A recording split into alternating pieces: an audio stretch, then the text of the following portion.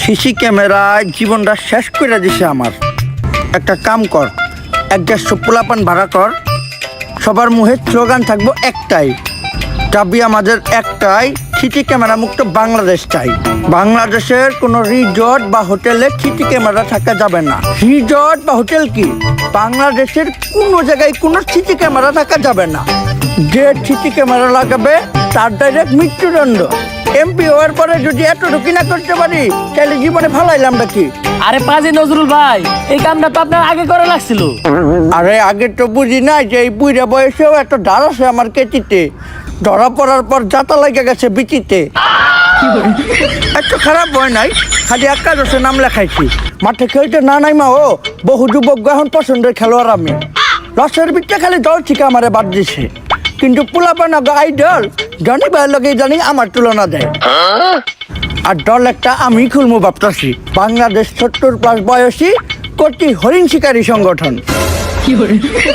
MP সাহেব, একটা প্রশ্ন, আপনার নাম পাজি নজরুল ইসলাম, কিন্তু আপনার মুখে তো কোনোদিন কবিতা শুনলাম না।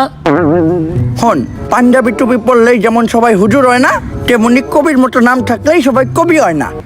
তারপরেও যদি তোর কবিতা শুনতে ইচ্ছা করে তাহলে তোকে ফ্যামিলিতে 17 বছরের কোনো তরুণ থাকলে নিয়ে আবি, পার্সোনালি কবিতা শুনাই দিব।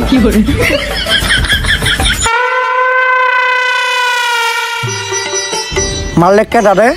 আরে এমপি সাহেব, এটা খালেক চাচার মেয়ে রুজি, আর বাপে অসুস্থ, তাই সাহায্য লেগে আপনার কাছে আইতাছে।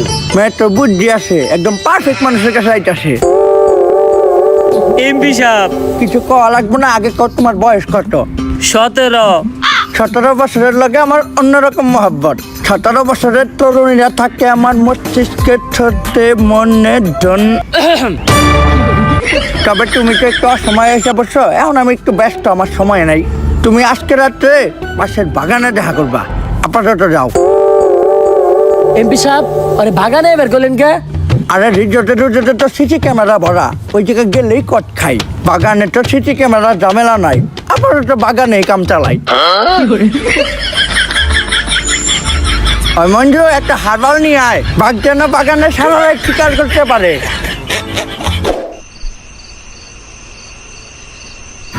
রাইট নয়, 17 বাজে। 17 বছরের কচি মাইয়ারা এখন আহে না কে? ও বুঝছি, তুমি আগে আইছ, আই আমার লগে পালান তো খেলতেছ। রুটি, তুমি পালাও, আমি তোমারে খুঁজি।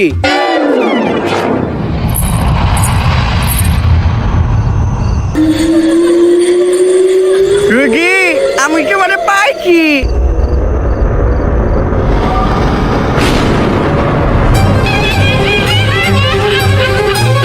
তুমি কে? রুটি কই?